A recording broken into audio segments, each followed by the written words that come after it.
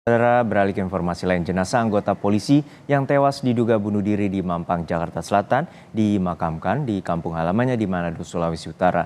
Namun psikolog forensik menilai dugaan bunuh diri sebagai penyebab kematian masih harus diselidiki lebih lanjut oleh pihak kepolisian.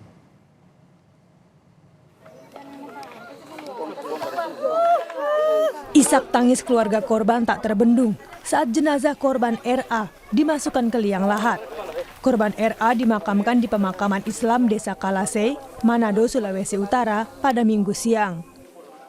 Tidak ada upacara resmi kepolisian untuk melepaskan almarhum karena sebab kematian yang diduga bunuh diri. Sebelum dimakamkan, jenazah korban terlebih dahulu disolatkan di Masjid Nurul Iman yang berada tak jauh dari rumah korban. Jenazah korban dipulangkan ke Manado Minggu pagi tanpa dilakukan otopsi karena permintaan keluarga. Psikolog forensik Reza Indragiri menyebut, dugaan faktor bunuh diri sebagai penyebab kematian korban masih harus dipastikan lebih lanjut. Pasalnya, belum diketahui apakah korban berniat secara sengaja untuk mengakhiri hidupnya atau justru ada faktor eksternal yang tidak sengaja memicu senjata api meletus dan menewaskan korban. Saya ingin berikan dua ilustrasi sebagai perbandingan. Ilustrasi ini ekstrim yang mudah-mudahan tidak ditangkap secara keliru oleh pemirsa Kompas TV. Ilustrasi pertama adalah bayangkan seorang personil dengan senjata di tangannya. Betul-betul dengan niatan dia sendiri dan tidak dipengaruhi oleh siapapun, akhirnya meletuskan senjata itu mengenai bagian tubuh yang vital memang karena dia berniat untuk menghabisi hidupnya. Itu situasi pertama. Kalau kita lihat tayangan singkat yang sekarang sudah tersebar di media elektronik, bahwa brigadir tersebut dikabarkan akan memarkirkan mobilnya. Betul. Berarti saat itu dia sedang melakukan sebuah aktivitas tertentu. Kemudian kita saksikan ada benturan antara mobil yang dia kemudikan dengan mobil yang sudah terparkir di situ. Ketika terjadi benturan, adakah kemungkinan bahwa benturan itulah yang tanpa disadari oleh brigadir tersebut membuat jarinya menarik pelatuk senjata api sedemikian rupa?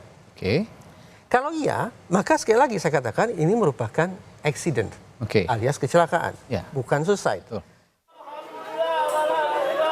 Namun demikian, Reza juga menyebut tingkat bunuh diri di kalangan polisi lebih tinggi dibandingkan masyarakat sipil.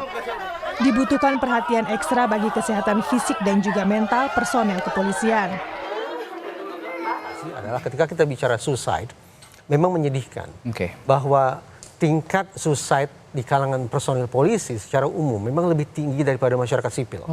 Ada angka yang menunjukkan per 100.000 orang sipil seperti kita yang memutuskan melakukan tindakan salah mengakhiri hidup, jumlahnya ada 11. 100.000 banding 11. Tapi ketika kemudian penelitian yang sama dilakukan di lingkungan kepolisian, ternyata angkanya naik. Yaitu ada 18 orang personil polisi yang mengakhiri hidupnya di antara 100.000. Nah, ini saja sudah menunjukkan kepada kita bahwa memang perlu perhatian ekstra terhadap kesehatan mental dan juga fisik tentu saja para personil kepolisian.